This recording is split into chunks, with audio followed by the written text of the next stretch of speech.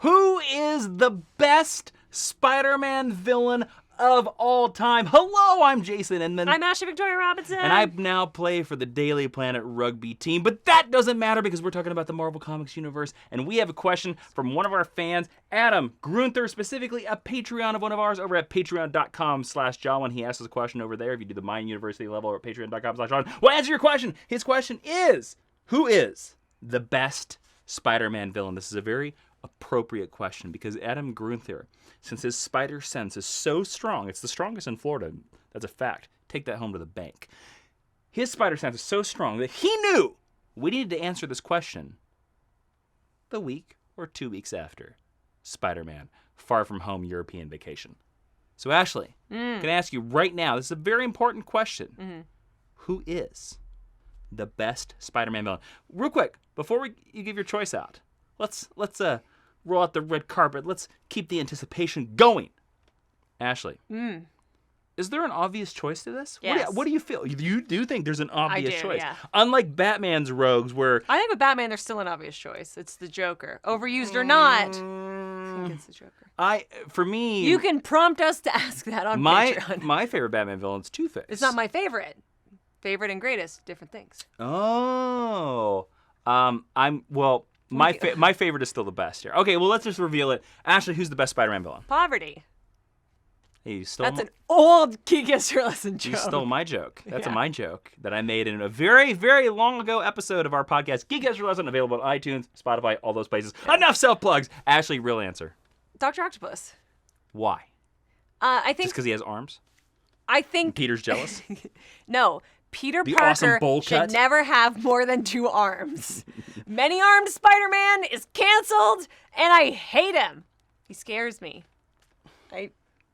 It's all I could do now to swear right now. I hate it. I love Man Spider. Hate him so I love much. Man Spider. Look at this. I hate him. This is pure gold right here. Truly so much. He just wants to be. Just give him a fist bump. Give him a fist bump. Absolutely not. Actually, I want to give a close up of this. Give him a fist bump. Just one fist bump. Just one fist bump. No. Be a true ally here. No. Just one An ally! Be an ally of the disengendered and the disabled. No, he's not disabled. Well, he's mutated. He's multi-abled. Yeah. Give him a fist bump. No. I'm here for you, buddy. Absolutely not. I'm here for you. Okay. No, he can go next to Damien in the characters Ashley I doesn't can't. want to be I'm worried he's friendly. going to fall over, so he's just going to sit here for the rest of the episode. Okay, that's fine. No, Dr. Octopus, I think, This is a great Marvel Legends action figure, by the way. the best. Not sponsored by Marvel Legends. They can sponsor us at any time. I love how he's like, yeah, I love this conversation. About how much people hate me. Welcome to YouTube. I do think it's Dr. Octopus, though. I think Dr. Octopus is one of the most dynamic Spider-Man villains.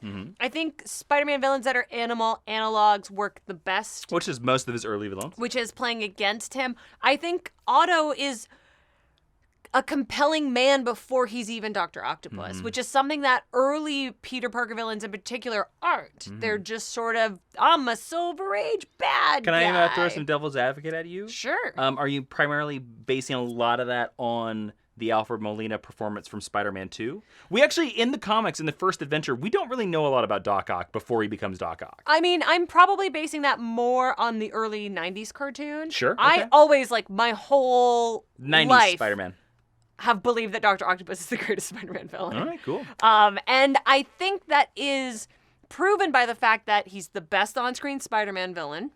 In the films? Yeah. 100%. And the fact that he's one of the only Spider-Man villains that you can take and make Spider-Man, and it's still compelling. What do you mean? Your statement there doesn't make any sense. I mean, Otto Octavius became Peter Oh, Parker okay. Spider-Man Okay. in one of the greatest Spider-Man stories of all time. He's also the only villain that's become Spider-Man. I know, but as well. can you imagine if we had done that with Norman Osborn? Norman Osborn or any of the Jackals, or it works with him because he's very similar to I'm going to Peter. throw out a crazy topic here that has nothing to do with this topic right now. I've seen some fans posting on Twitter that Tom Cruise should be Tom Holland's Norman Osborn. No.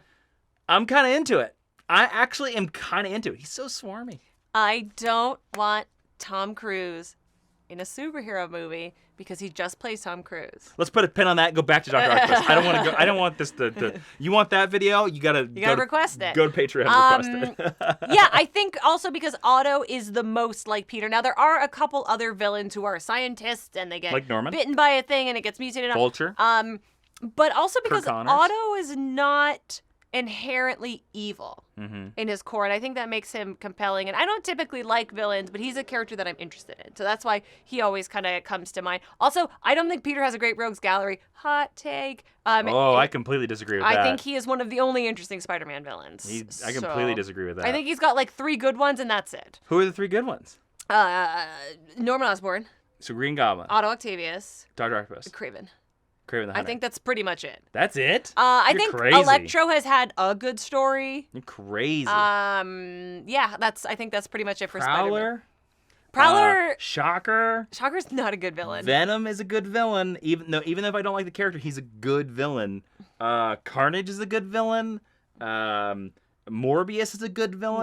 No. Peter Parker should not be fighting vampires. Rhino is a good villain. Kingpin is a good villain. The Rose is a good villain. Kane is a good villain. The Jackal is a good villain. You've already said the Jackal. No, I haven't. Yeah. I'm at 10 already. No, I disagree with most of this. Who do you think is the best Spider-Man villain? Well, I think we all know, Ashley, that you're wrong. No, I'm not saying you're wrong. Your opinion is valid. That's fine. The obvious answer is Molten Man. No, I'm freaking lying. It's Dr. Octopus. Come on, people. It is Dr. Octopus. There is a reason. Hold on. Hold on. Oh, he's over there. I can't reach him. He's in the corner right there. Right there, Ashley. He's in the corner. You're looking right at him. You're pointing right at the dog. He's Spider-Man. The superior Spider-Man. Yeah. This video has a lot of props. He is the superior Spider-Man. Dr. Octopus. You brought up you basically made a lot of my argument, to be honest with you. It's fine. Did that heavy lifting.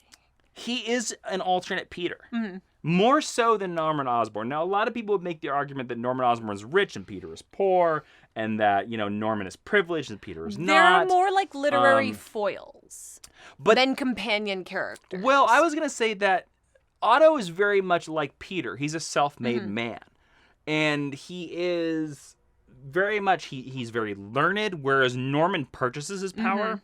Norman will always take the shortcuts, whereas Otto will not. Yeah. And the reason why Otto is taken down is the reason why Peter loses. In all the adventures that Peter loses, he loses because of his ego. That's the same thing why Otto goes down. So that's the reason why, yeah. And Superior Spider-Man is one of the best Spider-Man storylines of all time. Yeah. Just the simple fact that Dan Slott was able to pull that off. And I actually am happy that Otto Octavius is still the Superior Spider-Man, because Superior Spider-Man is such a great character. But it's Dr. Octopus. And you're correct, even for the reason that he is the best on-screen Spider-Man villain we have had in the best Spider-Man movie that has ever been made, Spider-Man 2. For all you out there saying Spider-Man Far From Home, you cannot say that's the best Spider-Man movie. You got to give some perspective. Let's see if the people who wrote the Lego Batman movie compare to Michael Chabon, who wrote a Pulitzer Prize novel, who wrote Spider-Man 2. Just a year from now, maybe I'll hear your argument. But you cannot say Spider-Man Far From Home is the greatest Spider-Man movie. And this is not that video. The best part of Spider-Man Far From Home is Jake Gyllenhaal. Yeah. I actually thought it was the best part was seeing Jeff Bridges again. Spoilers! Anyways. I could have thought you might have said Mysterio. I know you like Mysterio. Mysterio's not a great villain in the comic books. He's not. He's really not a good. He's a good idea. And actually, he's better on the Sinister Six, which is led by Dr. Octopus? Dr. Octopus. Dr. Octopus puts together the first Sinister Six ever. Sinister Six is such a great cadre of villains. To be honest with you, I would be so happy if Doc Ock is the villain of 3, but it's Doc Ock in charge of the Sinister Six. Should it still be Alfred Molina? No, they should cast somebody else. Alfred Molina is getting a little long in the tooth, I think, right now. I also think you should make since our Peter is a little bit younger, let's make Otto let's make our Otto like a 40s. Like he's 40 years old. I don't know who would play a good Otto. I'm not a casting director. That's their job. That's why you pay them the big bucks. I am not a casting director in Hollywood. But Dr. Octopus, obviously, again, Green Goblin. He's the classic. He is, and he's got a great look. But, you know, there's always the rumor. You know why Steve Ditko supposedly quit Spider-Man back in the day? No. Now, this is a rumor. Supposedly the reason why Steve Ditko quit Spider-Man back in the day is that they were getting ready to reveal the identity of the Green Goblin. And Stan Lee wanted it to be Norman Osborn. And Steve Ditko wanted it to be an unknown, like the Joker. He wanted you to never find out who the Green Goblin was. And to be honest with you, I kind of lean with Ditko on that one. Don't know. It's tough because the Green Goblin is so indelible to Peter, particularly to Peter's origin. Yeah. And the fact of him being Norman Osborn and the Harry legacy, it's tough for me to try and separate them, even as a thought experiment. Sure. I weirdly like the Green Goblin better when he was Harry. I think the Hobgoblin is the best of the goblins. Sure. Harry in the comic books has never been Hobgoblin. I know.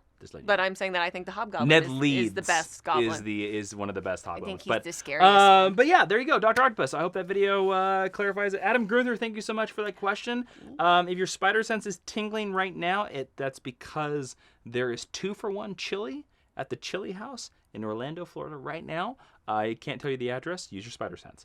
If you want to leave a question just like Adam Grunther, go over to patreon.com/Jawiin. Sign up for the My University Patreon level. We will answer your question. We'll talk about it for a good amount of time, and we'll go off on all kinds of Tom Cruise tangents. That is guaranteed. Thank you so much for watching this video. I am Jason Inman. I'm Ashley Victoria Robinson. And this is Man Spider.